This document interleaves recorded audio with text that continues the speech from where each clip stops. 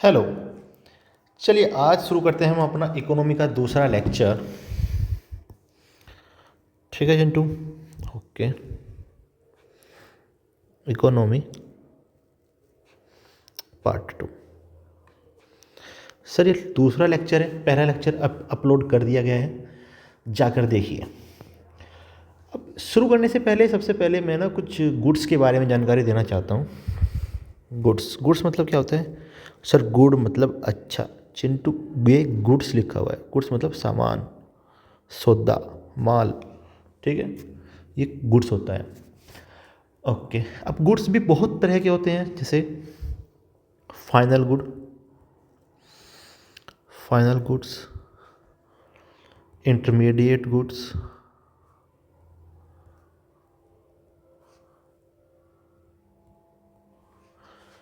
Consumer goods,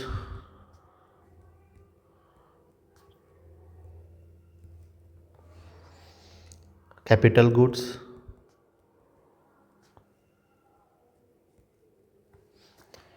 ठीक है, inventory goods,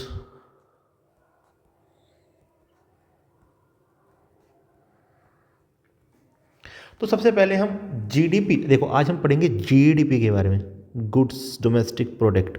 लेकिन इसमें सबसे पहले क्या आया? गुड्स। तो सबसे पहले ना गुड्स के बारे में देखेंगे, गुड्स क्या होता है, सामान होता है। ये बहुत तरह के होते हैं, तो हम इनको देख लेंगे कि कौन सा क्या है और कुछ भी नहीं है। ठीक है, तो चलिए शुरू करते हैं। ठीक है, तो अभी हम सबसे पहले देखेंगे what is final goods, what is intermediate goods.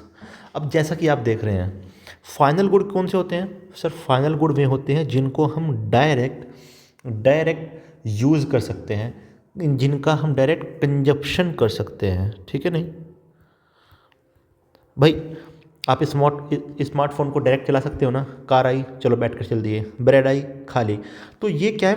Final good है। देखो बेटा, सबसे पहले होता है रॉ मटेरियल, ठीक है।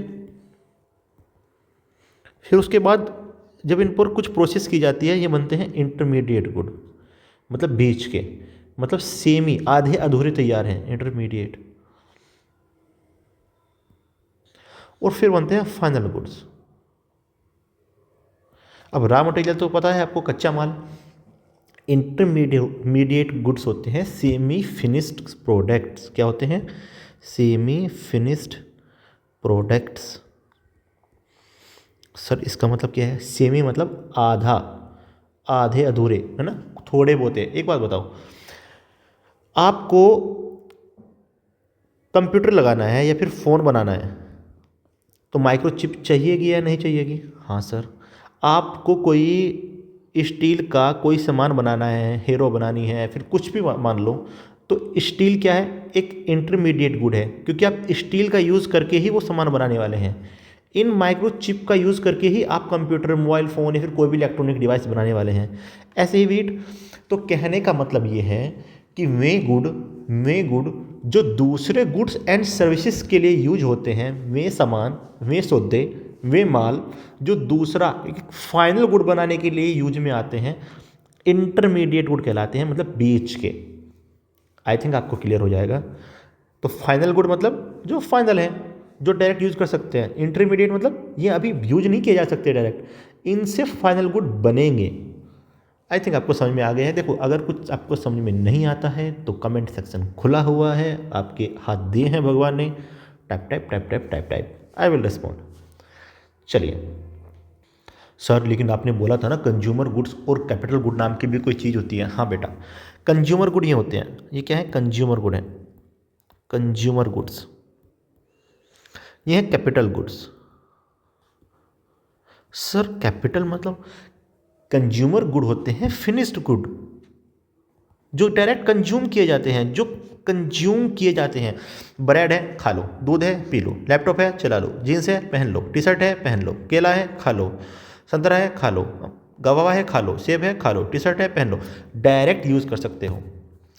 क्या इनको खा लोगे, पी लोगे? नहीं ना, ये कैपिटल गुड है। ये जो हैं यूज होते हैं अन्य सामान बनाने के लिए। समझ रहे हो कहने का मतलब क्या है? ये गुड में गुड होते हैं जो कि प्रोड्यूस करते हैं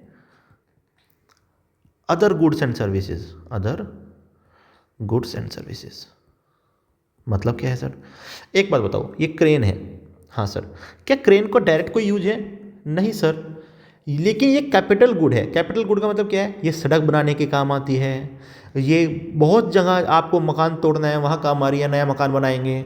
आपको कहीं तालाब बनाना है वहाँ काम आएंगे, कहीं से मिट्टी उठानी है वहाँ काम आएंगे। तो वे गुण जिनकी सहायता से, जिनकी मदद से आप दूसरे गुड्स एंड सर्विसेज बना सकते हैं, कैपिटल गुड कहलाते हैं। कहने का मतलब समझ में आ रहा है?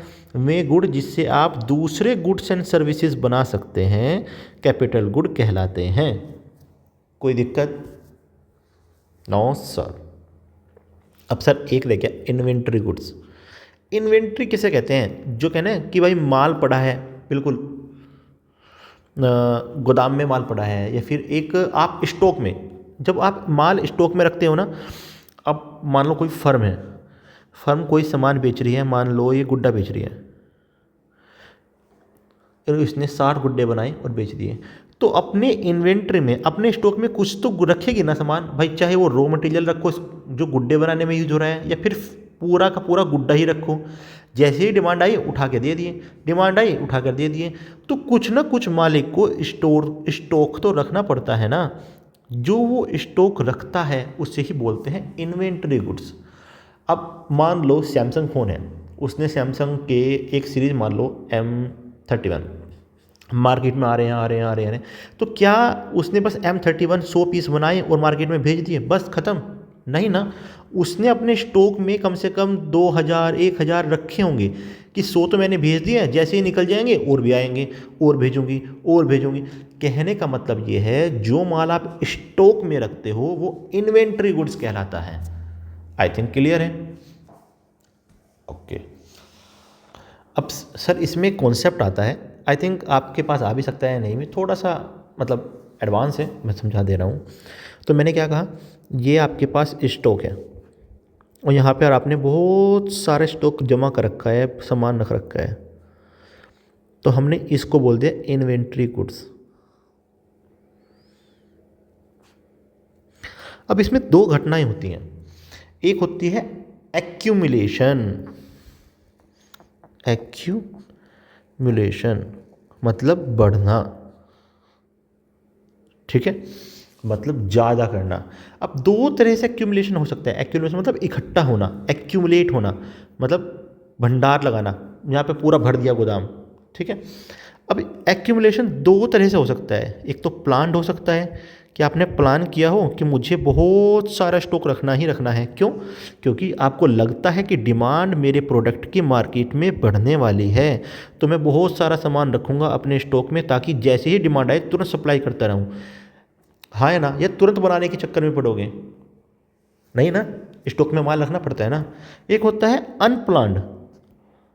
अनप्लान्ड मान लो आपने 1000 पीस बनाए और पता चला कि 10 ही बिके, तो क्या कहोगे आप? 1000 पीस बनाए, 10 ही बिके, तो 990 तो आपके स्टॉक में पड़े, वापस आ गए। तो क्या आपने ये प्लान किया था? नहीं, ये अनप्लान्ड है, क्योंकि आपकी सेल नहीं हुई बच्चा, सेल नहीं हुई, इसीलिए आपका स्टॉक भरा हुआ है। एक है कि आपको पता है डिमांड बढ़ने वाली है, इसीलिए आपका स्टॉक भरा हुआ है, तो इसको क्या बोलते हैं? प्लान्ड, आपने प्लान किया था। एक्यूमुलेशन, यह है अनप्लान्ड, दुर्भाग्यवश सेल नहीं हुई तो स्टॉक वापस भर गया, ठीक है। सर अगर इकट्ठा है तो एक्यूमुलेशन है, तो डिक्यूमुलेशन भी होगा? हाँ सर, डिक्यूमुलेशन मतलब क्या है सर? मतलब इसका ये है कि जब आप अपने स्टॉक में माल कम रखते हो, मतलब रिडक्शन ऑफ स्टॉक। रिडक्शन मतलब कम, जब आप माल कम रखते हो, क्यों? जानबूझ के। अगर आपने माल जानबूझ के स्टॉक में कम रखा है तो कहेंगे सर प्लान डिक्यूमुलेशन है। अगर आपने जानबूझ के नहीं रखा, सडनली ऐसा हुआ कि मिसमैनेजमेंट हो गया, चोरी हो गया, डैमेज हो गया और आपका माल कम पड़ा है स्टॉक में, तो उसको बोलते हैं अनप्लान्ड। अगर आपने जानबूझकर प्लान करके स्टॉक में माल कम है तो प्लान्ड डिक्यूमुलेशन होगा। और अगर अनइंटेंडेड मतलब आपने चाहा नहीं था पर दुर्भाग्यवश ऐसा हो गया, या तो डिमांड बढ़ गई, भाई आपने 100 पीस बनाए, 100 के 100 बिक गए एकदम, आपको पता अरे 100 के 100, मैंने तो सोचा 10-10 करके बिकेंगे, 100 के 100 बिक गए, तो क्या आपके पास यहाँ पर माल बचा आपके गोदाम में? नहीं, सारा खत्म हो गया क्योंकि अनप्लान्ड था। या फिर ऐसा हुआ कि चोरी होगी, सारा कोई माल उठा कर ही ले गया, तो भी अनप्लान्ड था। समझ में आ रही है बात? तो एक्यूमुलेशन मतलब जब आपके स्टॉक में बहुत सारा माल हो, डिक्यूमुलेशन जब आपके स्टॉक में बहुत कम माल हो। आई थिंक आपको गुड्स समझ में आ गया होगा। चलिए, तो अब हम बात करेंगे किसकी, अरे चल रही जीडीपी की। जीडीपी की फुल फॉर्म क्या है? क्या कोई बता सकता है मुझे? अपने मन में सोचो, what is the meaning of GDP? चलो फुल फॉर्म ही देख लो। तो जीडीपी की फुल फॉर्म होती है बेटा ग्रॉस डोमेस्टिक प्रोडक्ट। अच्छा सॉरी, मैंने यहाँ पर गुड्स लिख दिया था क्या? आई थिंक मुझे याद आ रहा है, नहीं चलो खैर कोई बात नहीं। जीडीपी की फुल फॉर्म शायद मैंने ऊपर गलत बोल दी, गुड्स बोल दिया था, नहीं ग्रोस है बेटा, ग्रोस। ठीक है, कुछ सोच रहा हूँ। तो जीडीपी की फुल फॉर्म क्या है? Gross domestic product. ग्रोस मतलब होता है बेटा टोटल, टोटल। तो इसको हम तोड़ते हैं,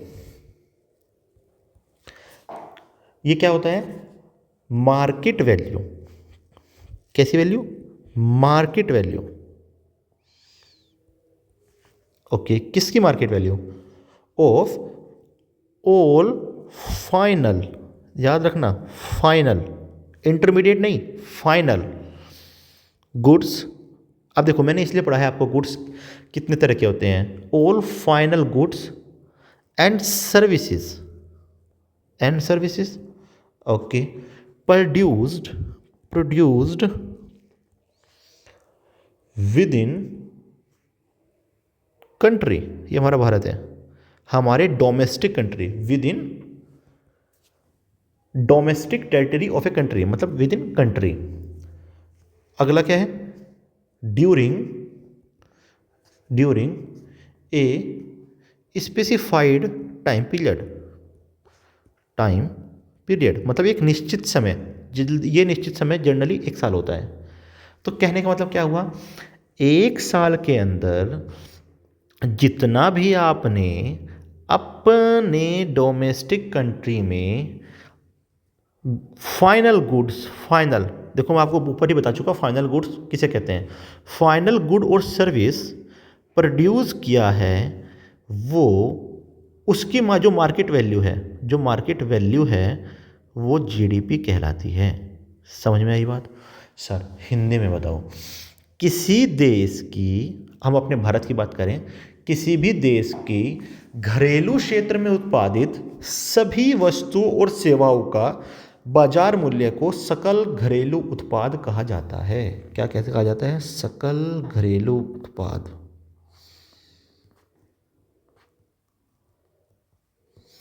सकल, ये इसका मतलब होता है, सकल का मतलब होता है टोटल। ठीक है, बस मैं बताऊंगा ग्रोस में और नेट में क्या फ़र्क होता है। ठीक है, अब समझ में आ रहा है बात? ओके, तो मैं फिर से समझा रहा हूँ कि जीडीपी क्या है। जीडीपी है मार्केट वैल्यू, है किसकी market value? All final goods and services produced with in A domestic territory of a country during 1 year, या फिर स्पेसिफाइड टाइम पीरियड, क्योंकि 1 साल ही होता है। 1 साल के अंदर एक डोमेस्टिक मतलब विद इन डोमेस्टिक कंट्री जितने भी फाइनल गुड्स और सर्विस प्रोड्यूस हो रहे हैं, बन रहे हैं, उनकी जो भी मार्केट वैल्यू होगी वो जीडीपी कहलाती है। आई थिंक आपको समझ में आ गया है। ठीक है,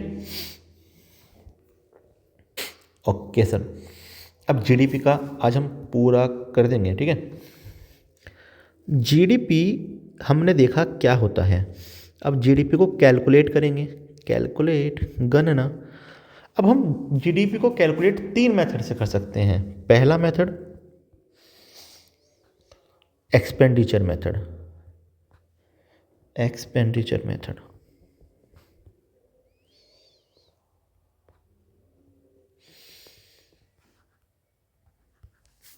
ठीक है। दूसरा मेथड जीवीए मेथड, इसको प्रोडक्शन मेथड भी बोलते हैं या प्रोडक्ट मेथड भी बोलते हैं। तीसरा मेथड इनकम मेथड।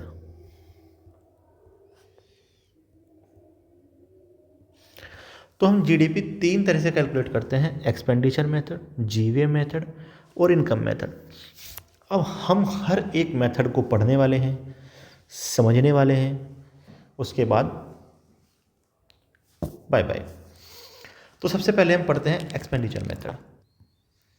अब देखो जरा, सबसे पहले हम पढ़ेंगे क्या, एक्सपेंडिचर मेथड, मतलब खर्चे वाला मेथड।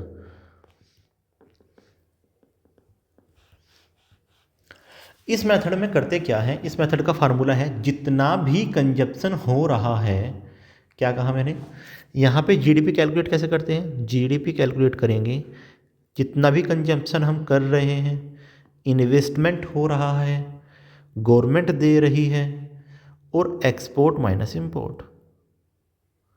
अगर हम इन सब को जोड़ दें तो जीडीपी निकल जाएगी हमारी। अब समझो कैसे। ये होता है कंजप्शन, क्या होता है, कंजप्शन। सी फॉर कंजप्शन, मतलब सी, मतलब हमारे पास पैसा है, हाँ सर, तो हम क्या करेंगे, विदेश से गाड़ी ला, अपनी गाड़ी ले, मतलब जो भी हम पैसा उड़ा रहे हैं, ठीक है सर, क्या इसमें इंपोर्टेड गुड भी ऐड हो सकते हैं, हाँ इंपोर्टेड गुड भी इसमें ऐड हो जाते हैं, इंपोर्टेड गुड्स भी इसमें ऐड होते हैं, किसमें, कंजप्शन में। सर आप झूठ बोल रहे हो ना, आपने कहा था जीडीपी उसको बोलते हैं जो विद इन कंट्री प्रोड्यूस हुआ हो, मतलब हमारे भारत की टेरिटरी में प्रोड्यूस हुआ हो, वही जीडीपी में कैलकुलेट होगा। मैंने यही पढ़ा है ना बच्चे आपको, कि जीडीपी उसको बोलते हैं जब एक डोमेस्टिक टेरिटरी विद, मतलब विद इन ए कंट्री कोई सामान बनता है या सेवाएं दी जाती हैं, उसी को जीडीपी में कैलकुलेट करते हैं। लेकिन यहाँ तो मैंने इंपोर्ट कर लिया गुड, मैं इसके बारे में बताऊँगा क्यों मैंने ऐसा किया। तो मैंने क्या कहा कि इंपोर्टेड गुड हो चाहे भारत में बना हो, जितना भी एक आम आदमी ने, आपने, मैंने पैसा उड़ाया है, वो सब क्या है, कंजप्शन है। ओके, जितना बड़े बड़े लोगों ने इन्वेस्टमेंट, आई फॉर इन्वेस्टमेंट किया हो, क्या अंबानी, टाटा ये इन्वेस्टमेंट नहीं करते क्या,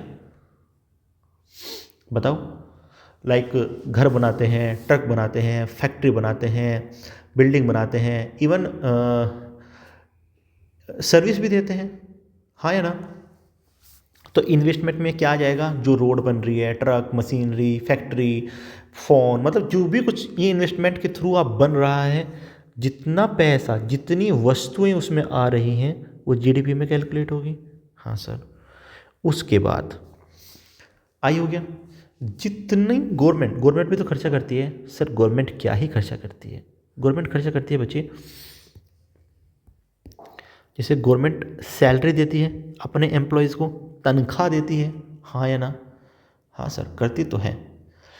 कंप्यूटर खरीदती है, स्टेशनरी खरीदती है, ट्यूबलाइट खरीदती है, सरकारी नहीं खरीदती, सरकारी कार्यालयों के लिए ट्यूबलाइट भी खरीदती है, कंप्यूटर भी खरीदती है, सैलरी भी देती है, हाँ या ना। वो सब खर्चा जो होगा वो यहाँ कैलकुलेट हो जाएगा। ओके, यहाँ हम क्या करेंगे बेटा, जितना हमने एक्सपोर्ट किया है, जितना हमने एक्सपोर्ट किया है मतलब निर्यात किया है, वो खर्चा जोड़ेंगे, और उसमें से जितना हमने आयात किया था, सर आयात कब कर लिया, ये देखो यहाँ हमने आयात कर लिया जबकि आयात नहीं करना था, तो हमने आयात यहाँ घटा दिया, जो यहाँ जोड़ा था ना यहाँ घटा रहे हैं। एक्सपोर्ट माइनस इंपोर्ट मतलब एक्स माइनस एम।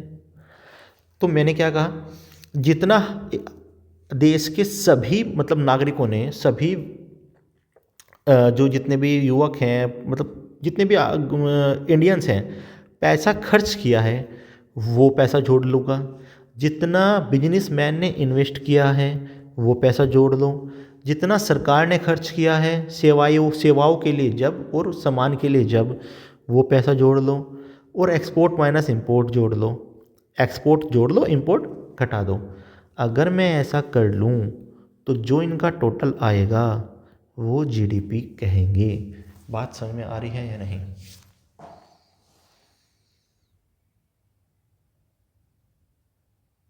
बताओ बताओ। जीडीपी होता क्या है बच्चे? किस एक देश के टेरिटरी के अंदर, जैसे भारत देश के टेरिटरी के अंदर, भारत देश के अंदर जितना भी सामान या सेवाएं, फाइनल सामान या फाइनल सेवाएं दी जा रही हैं, उनकी जो बाज़ार में वैल्यू है, मतलब हर सेवा का एक पैसा होता है ना, हर एक सामान का एक पैसा होता है ना, उनका जो बाज़ारी वैल्यू है अगर मैं सबका जोड़ दूं तो मुझे पता चल जाएगा कि पूरा भारत कितना कमा रहा है, पूरे भारत की जीडीपी क्या है। तो पहला मेथड एक्सपेंडिचर मेथड है, सबका खर्चा जोड़ लो। आज भाई जितने भी इंडियंस है सबका खर्चा जोड़ लिया, बिजनेसमैन का इन्वेस्टमेंट जोड़ लिया, गवर्नमेंट का खर्चा जोड़ लिया, जितना एक्सपोर्ट करा वो जोड़ लिया। क्योंकि जब हम देखो इंपोर्ट क्यों हुआ, आपके पास सरकार आई, सरकार ने पूछा बेटा कितना खर्चा किया रे चिंटू। चिंटू ने कहा सर मैंने एक एप्पल का लैपटॉप लिया है, एक सैमसंग की घड़ी ली है, एक आईपैड लिया है, एक मैंने फॉर्चूनर ली है, एक मैंने फरारी ली है। तो क्या आपको पता है कि कितने इम्पोर्टेड हैं, बाहर से आए हैं, और कितने यहीं के हैं? नहीं ना। आप तो कहेंगे मैंने 10 लाख का खर्चा किया रे, 10 लाख का। लेकिन सरकार को जो आपने बाहर से मंगाया है वो तो घटाना है, तो वो यहाँ घटा देती है। कैसे? क्योंकि सरकार के पास डाटा होता है कि कितना उसने आयात किया है। ठीक है, चलो इतना रामकथा में नहीं जाना है आपको, सिंपल। अगर समझ में आया तो ठीक, नहीं समझ में आया तो बल्ले बल्ले। सिंपल सी बात है। एक्सपेंडिचर मेथड क्या कहता है? एक्सपेंडिचर मेथड क्या कहता है? कंजप्शन, इन्वेस्टमेंट, गवर्नमेंट का एक्सपेंडिचर, और एक्सपोर्ट में से इंपोर्ट घटा दो और वो जोड़ दो। अगर मैं इन सारों को जोड़ दूंगा तो पूरे भारत की जीडीपी आ जाएगी। पर सर मुझे पता था, अब बोलने वाले हैं कुछ तो। जो ये जोड़ के आता है ना, जो ये जीडीपी आती है, या आती है करंट मार्केट प्राइस पर। क्या कहा मैंने? करंट मार्केट प्राइस पर।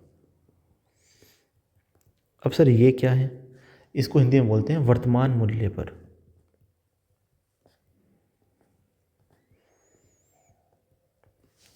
ऐसा क्या है? सुनो जरा ध्यान से। Wait a minute.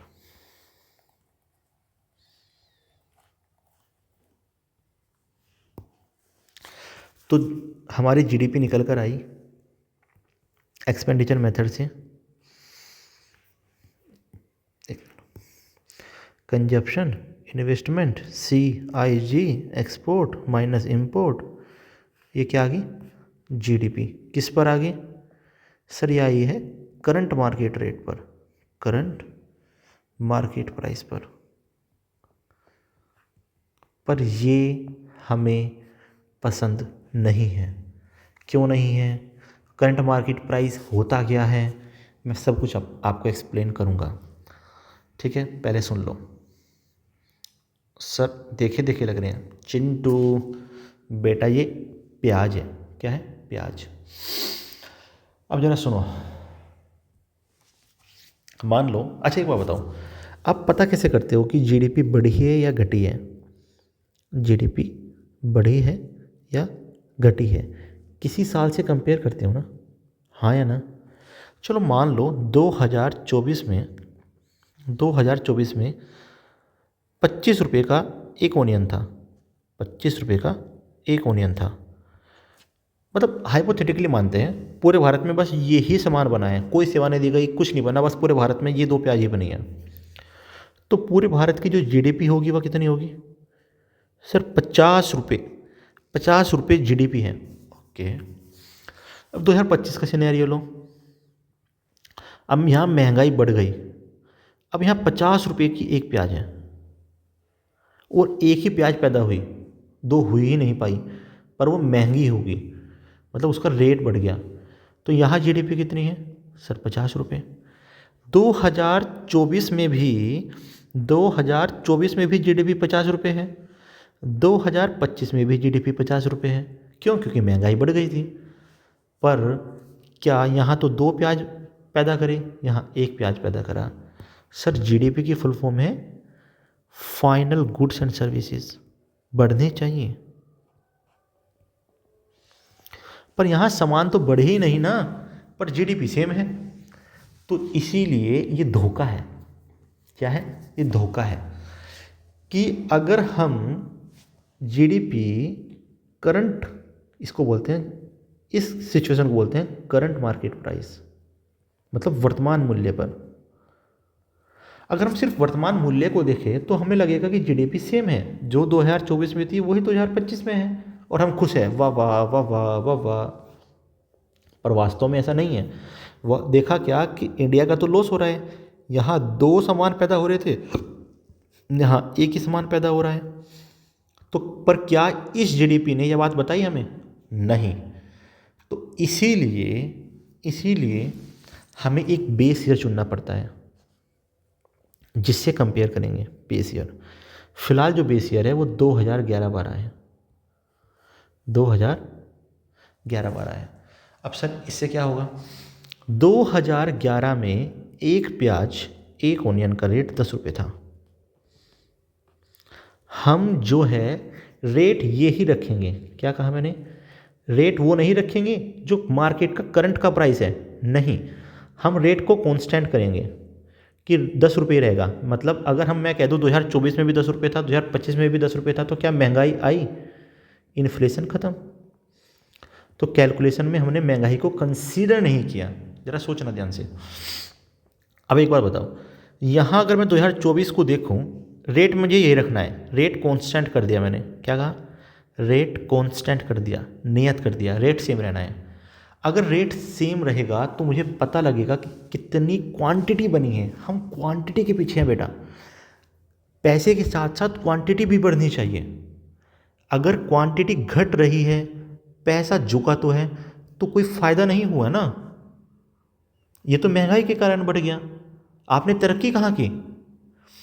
तरक्की किसे बोलते हैं बच्चा? तरक्की बोलते हैं जब आप आज 2 सामान बेच रहे हो, कल 50 बेचो। पर हो गया तो उल्टा। अब आपको पता इसलिए नहीं चला क्योंकि आपने जीडीपी देखा करंट मार्केट प्राइस पे, हाँ हाँ 50 रुपये हमारी झोली में आ गए।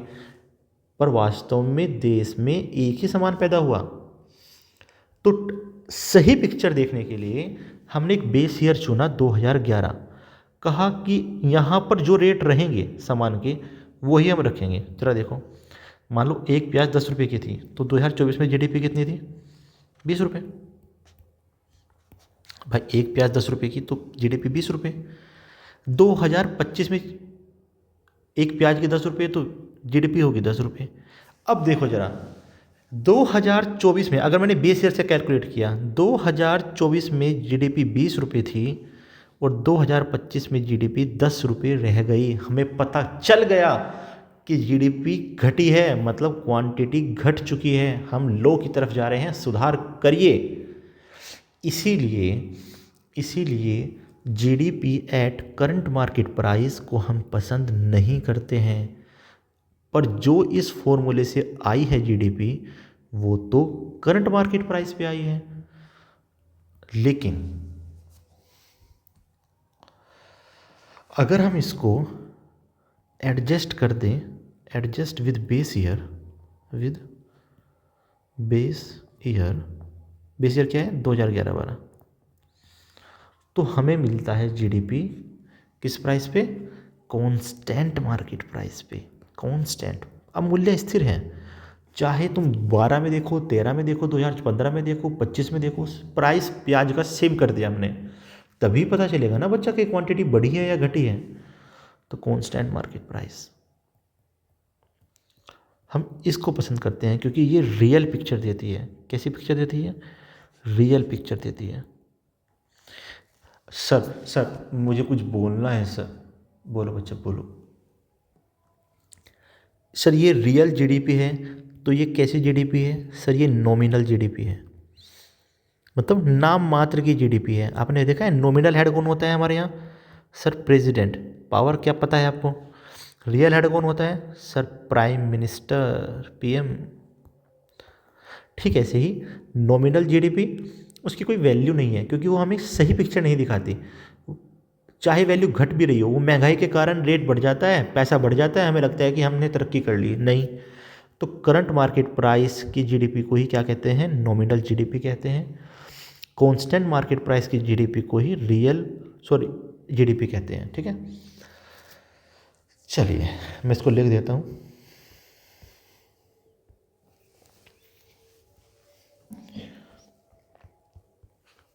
Constant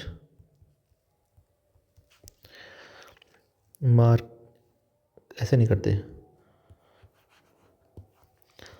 current market price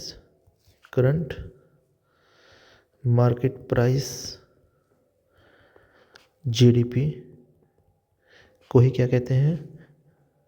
nominal GDP कहते हैं। क्योंकि इसमें महंगाई एडजस्ट नहीं हुई, महंगाई छिपी हुई है। जैसे ही हमने इसे बेस ईयर से कंपेयर किया, इसका प्राइस कांस्टेंट किया, तो क्या बोलते हैं? Constant market price. तब जीडीपी को बोलते हैं रियल जीडीपी। अब बनी है ये सही। अगर जीडीपी में अब ग्रोथ होगी तो वास्तव में देश तरक्की कर रहा है। यहाँ ग्रोथ से पता ही नहीं चलता। जीडीपी बढ़ती तो दिख रही है, पर हो सकता है कि हम सामान कम बना रहे हों, इसीलिए। ठीक है, तो चलिए, अच्छा, इस पूरे चीज़ को ही इरविन फिशर एक साइंटिस्ट, एक इकोनॉमिस्ट थे, मनी इल्यूजन कहा। मनी इल्यूजन मतलब भ्रम, पैसे का भ्रम। ठीक है, इरविन फिशर ने। चलिए, हमने एक पढ़ लिया। क्या पढ़ा? कौन? Expenditure method. वाह सर वाह, कितना गजब पढ़ाते हो सर आप। बेटा ऐसा ही है। ओके, दूसरा मेथड क्या है? दूसरा मेथड है जीवीए मेथड।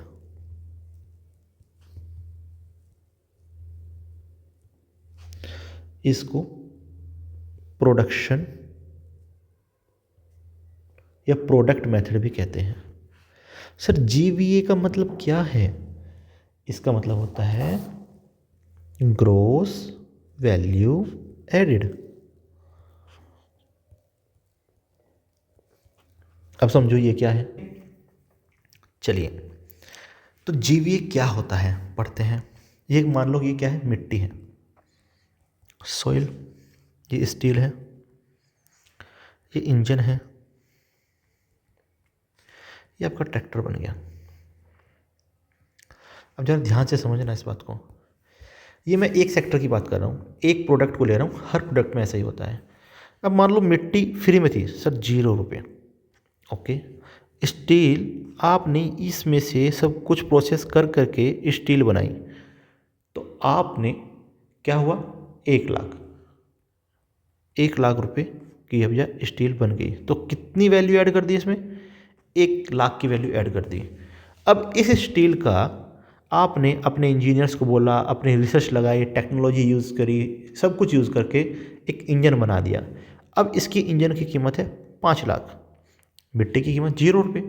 आपने इसमें मेहनत करी, उससे स्टील निकाला और स्टील की कीमत 1 लाख रुपये है। तो आपने 1 लाख रुपये ऐड कर दिए ना, एक वैल्यू ऐड हो रही है।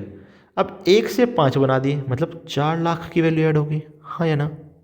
ओके, अब आपने 5 लाख का 5 लाख का जो इंजन था उससे ट्रैक्टर बना दिया, जिसकी कीमत मान लो 10 लाख है। सर आपने 5 लाख रुपये और वैल्यू ऐड कर दी, तो आपने कितनी वैल्यू ऐड करी? सर 1, 4 और 5, कितना हो गया? 10। तो 10 लाख हमारा क्या आया है? GVA आया है। समझ रहे हैं आप?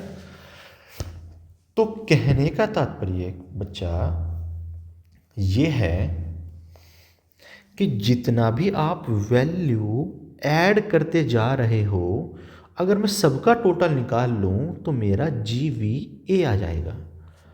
ओके सर, अब मुझे आपकी बात समझ में आ रही है। या फिर मैं ऐसे कह दूं, आप इसको ऐसे भी कह सकते हैं, सर मैं तो सारों को जोड़ दूंगा। ओके बेटा जोड़ दो। कितना है, 1 रुपये, 5 रुपये, 10 रुपये, कितना हो गया? टोटल सेल कितने की हुई?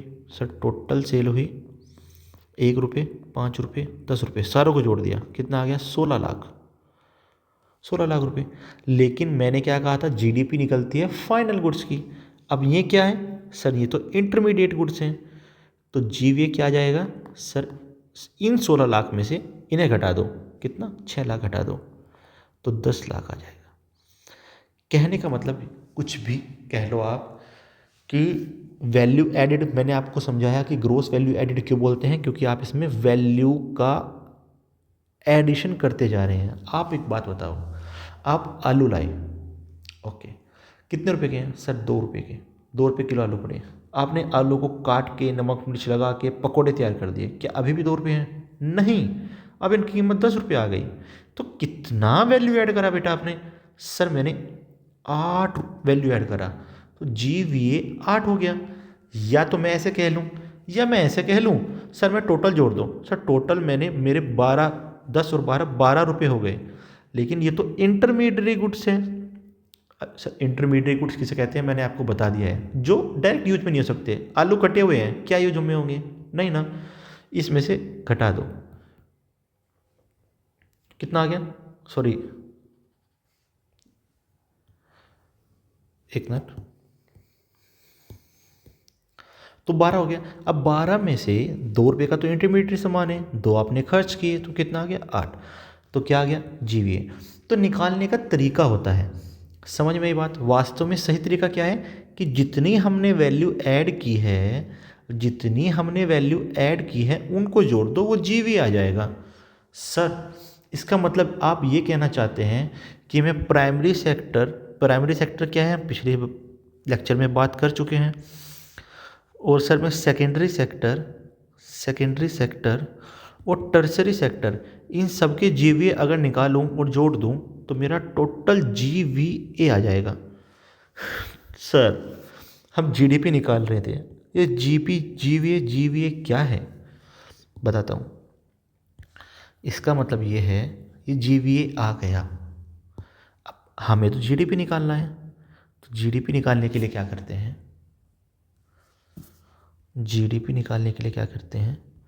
अगर मैं इस जीवीए में जितना मैंने टैक्स भरा है वो जोड़ दूं, और जितना मुझे खैरात में सब्सिडी मिली है, सब्सिडी समझते हो, सब्सिडीज घटा दूं, तो मेरा जीडीपी आ जाएगा। पर सर फिर वही बात, ये जीडीपी कैसा जीडीपी है? ये जीडीपी करंट मार्केट प्राइस पे आया है, करंट मार्केट प्राइस, जो कि मैं आपको एक्सप्लेन कर चुका। ओके, जो कि हमें पसंद नहीं है। तो मैं अगर इसको बेस ईयर के साथ एडजस्ट करूं, तो मेरी जीडीपी क्या आ जाएगी? सर जीडीपी आ जाएगी कांस्टेंट मार्केट प्राइस पे। सर वहाँ भी हमने सेम ही निकाला था बेटा, मेथड है। आप जीवीए मेथड लगा लो, चाहे एक्सपेंडिचर मेथड लगा लो, या फिर इनकम मेथड लगा लो, जो हम पढ़ने वाले हैं। तीनों तरीके से जीडीपी निकल सकती है। अब अगला मेथड सुनिए, इनकम मेथड। थर्ड मेथड क्या है? Income method. अब ये सुनने से पहले आपको एक चीज़ सुननी पड़ेगी, और वो क्या है? सर देखो बेटा, ये है घर, ठीक है, ये है हमारा हाउस होल्ड्स,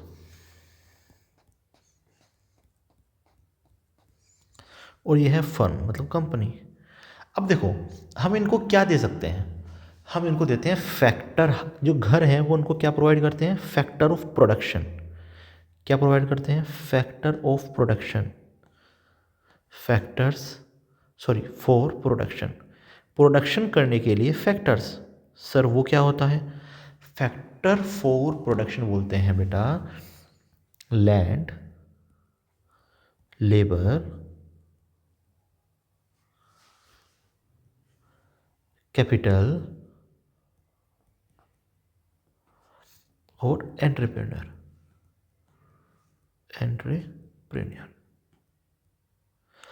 ये फैक्टर ऑफ प्रोडक्शन होते हैं। ओके, तो बदले में ये क्या देता है, मतलब हाउस होल्ड्स ने फर्म को ये दिए, तो फर्म बदले में क्या देगा सर? ये देगा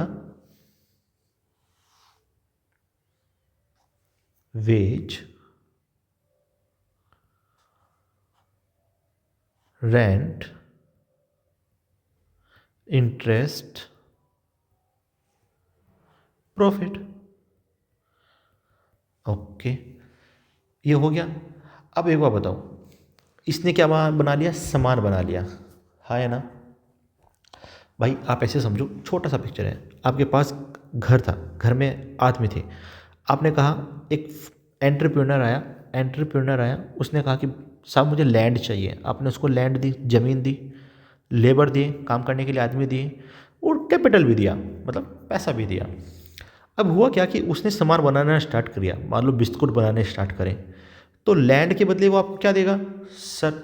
आपने उसको लैंड दिया तो वो आपको रेंट पे करेगा, हाँ। आपने उसे लेबर दी तो उनको क्या देगा? वो वेज देगा, तनख्वाह देगा। आपने उसे पैसा दिया तो क्या देगा? ब्याज देगा आपको, इंटरेस्ट। और एंटरप्रेन्योर को क्या होगा इससे? प्रॉफिट। ये एक सिनेरियो हो गया। अब मान लो उसने बिस्किट बनाए, ठीक है। अब ये बिस्किट खरीदेगा कौन? बिस्किट बनाए, बहुत सारी चीज़ें बनाई, इसने बना दी। अब ये, वेट मिनट, अब जाहिर सी बात है, ये इसको क्या देगा सर? ये इसको देगा गुड्स और सर्विसेज। या तो सामान देगा, बिस्किट देगा, या फिर सर्विस देगा, गुड्स या सर्विसेज। बदले में हम लोग इसको क्या देंगे सर? हम लोग देंगे इसको पैसा, ठीक है ना। हम क्या करेंगे? खर्चा करेंगे सर, एक्सपेंडिचर करेंगे। तो कहीं से देख लो, ये एक साइकिल बन रहा है, इसको बोलते हैं सर्कुलर फ्लो ऑफ इनकम। क्या बोलते हैं? Circular flow of income. ऐसे ही तो चल रहा है भाई, देश में चल क्या रहा है? हम ये फैक्टर ऑफ प्रोडक्शन प्रोवाइड करते हैं, फर्म सामान जनरेट करती है, सेवाएं जनरेट करती है, फिर हम उन सेवाओं को फर्म से खरीदते हैं पैसा देकर। सिंपल सी बात है ना। इसको क्या होता है? इसको प्रॉफिट होता है। तो ये ही पूरा का पूरा चल रहा है। सर आप कहना क्या चाहते हैं? मैं कहना ये चाहता हूँ बच्चे, अब ध्यान से सुनना। अब ये हमने पढ़ लिया, एक्सपेंडिचर तो पढ़ लिया, ये जो पूरा है ना, ये जो पूरा है, ये इसी को बोलते हैं बेटा इनकम मेथड। इसी के थ्रू हम क्या करेंगे? अब जब जीडीपी कैलकुलेट करेंगे, कैसे जरा देखो। अगर मैं फैक्टर ऑफ प्रोडक्शन क्या थी, सिंपल सी भाषा में लिखूं सर, फैक्टर ऑफ प्रोडक्शन थी लेबर, लैंड, कैपिटल और एंटरप्रेन्योर। तो इनकम क्या हुई? इनकम, लेबर को क्या मिला सर? लेबर को मिले वेज, मतलब दिहाड़ी। लैंड के बदले क्या दिया गया? रेंट। कैपिटल के बदले क्या आया? इंटरेस्ट। एंटरप्रेन्योर को क्या हुआ? प्रॉफिट। सबका भला हुआ। अगर मैं इन सारों को जोड़ दूं तो मेरी आ जाएगी जीडीपी। सिंपल सर, जीडीपी आएगी या जीवीए आएगा? बेटा ये आएगा जीवीए। सर ये भी जीवीए? हाँ, क्योंकि मैंने इसमें टैक्स की बात की है क्या? नहीं ना। क्या आप टैक्स नहीं देते? क्या जीएसटी नहीं देते? क्या आपको सब्सिडी नहीं मिलती? सब्सिडी भी मिल जाती है। अब ये जो जीवीए आया है, ये किस पर आया है? Factor cost per, eight factor cost. Sir ये फैक्टर कॉस्ट बेटा, ये फैक्टर कॉस्ट पर आया है। फैक्टर मतलब ये वाला, फैक्टर कॉस्ट पे जीवीए आ गया, हाँ या ना? ओके सर, अगर मैं इसमें से इस जीवीए में से टैक्सेस ऐड कर दूं और सब्सिडी माइनस कर दूं, सब्सिडीज माइनस कर दूं, तो मेरा जीडीपी आ जाएगा। और वो कैसा आएगा? At current market price. Sir इसी से तो नफरत है। ओके बेटा, ओके चिंटू, चिंटू गुस्सा नहीं बेटा, गुस्सा नहीं करो, मैं करता हूँ कुछ। अगर मैं इसको कर दूं, एडजस्ट कर दूं बेस ईयर के साथ, एडजस्ट विद बेस ईयर, तो मेरी जीडीपी आ जाएगी एट कांस्टेंट मार्केट प्राइस।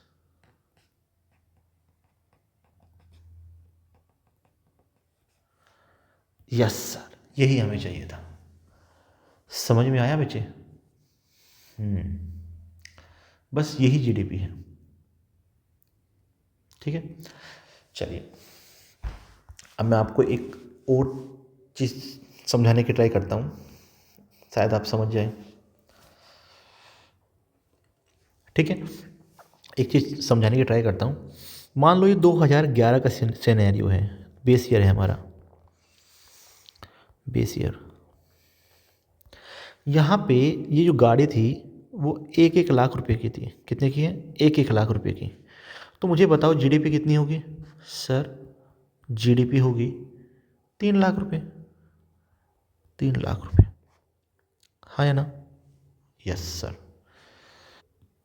अब यहाँ पे ये सिनेरियो मान लो 2024 का है। यहाँ पे गाड़ी, यहाँ तो 2011 में 3 गाड़ियों का, 3 कार का प्रोडक्शन हुआ,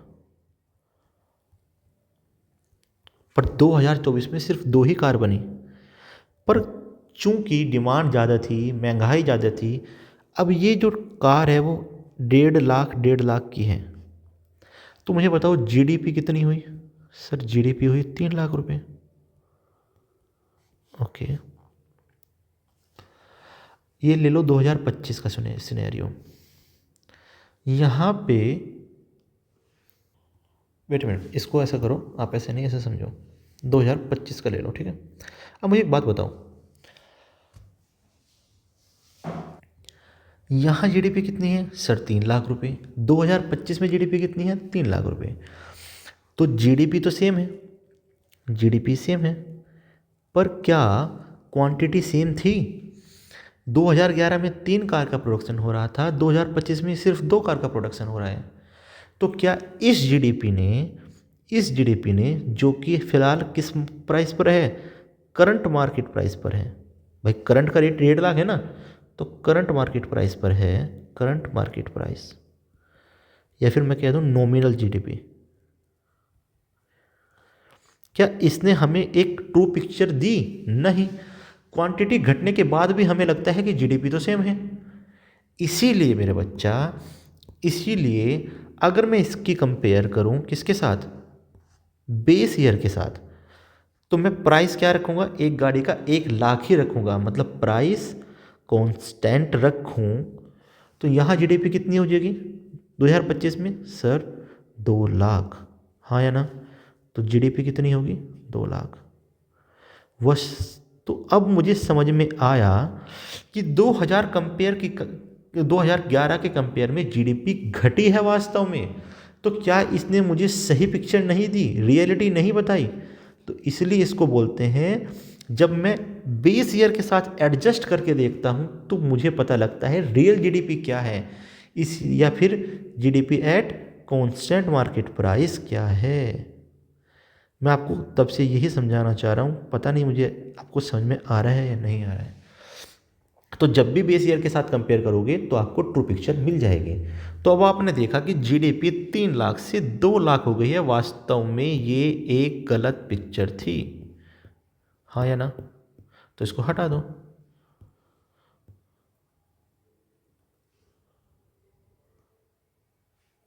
ठीक है, तो रियल पिक्चर किसने दी? जब मैंने बेस ईयर के साथ इसको एडजस्ट किया।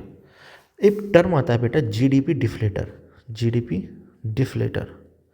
इसका फॉर्मूला आपको याद रखना है, ये होता है नॉमिनल जीडीपी, नॉमिनल जीडीपी बटा real GDP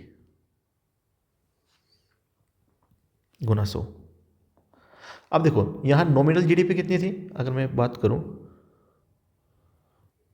wait a minute, इसको वापस करना पड़ेगा।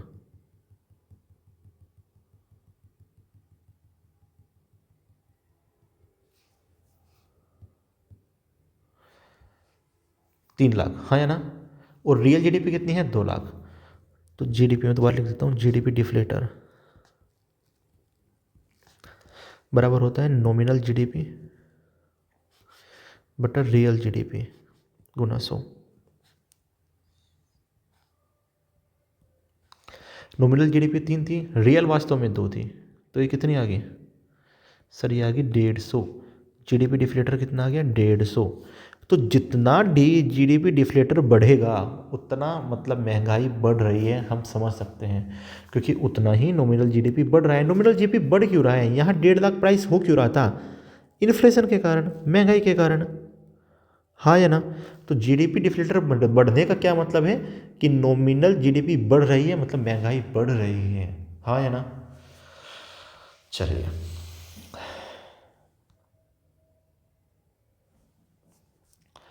अब एक टर्म आता है, चलिए मैं आपको रिसेशन बता देता हूँ। रिसेशन एक होता है, रिसेशन एक होता है, एक तो होता है रिसेशन,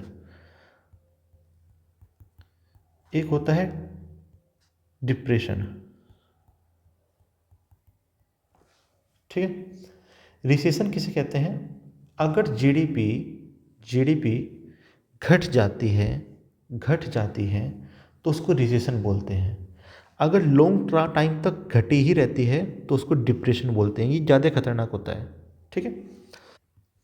तो क्या रिसेशन आया था, हाँ आया था। डिप्रेशन आया था, हाँ आया था। रिसेशन आया था 2007 में यूएस से। तो मैंने क्या कहा, रिसेशन उसको बोलते हैं जब 2 सक्सेसिव क्वार्टर, क्या कहा मैंने, 2 सक्सेसिव क्वार्टर मतलब 3 मंथ, एक क्वार्टर मतलब 3 मंथ होता है ना बेटा, मतलब लगातार 6 मंथ तक, 6 मंथ तक अगर जीडीपी का ग्रोथ रेट नेगेटिव है तो हम कहते हैं क्या आया है, रिसेशन आया है। ये 2007 में हुआ था। और अगर ये लॉन्ग टाइम तक सेम कंडीशन रहे तो हम बोलते हैं डिप्रेशन आया है। क्या बोलते हैं, डिप्रेशन आया है। क्या डिप्रेशन आया था, हाँ 1929 30 के लगभग, ठीक है। डिप्रेशन आया था 1929 के लगभग और रिसेशन आया था 2007 में, याद रखना। चलिए अब हम अपने मेन टर्म पर चलते हैं, जो हमें करना है। एक्चुअली लेक्चर थोड़ा लंबा हो गया है, पता नहीं चला। तो खैर मैं इसको जीडीपी, एनएनपी, एनआई, ठीक है, जीएनपी, ये सब आपको नेक्स्ट लेक्चर में करा दूंगा, थोड़ा टाइम लगेगा देखो। तो आज के लिए बस इतना ही, थैंक यू, बाय बाय।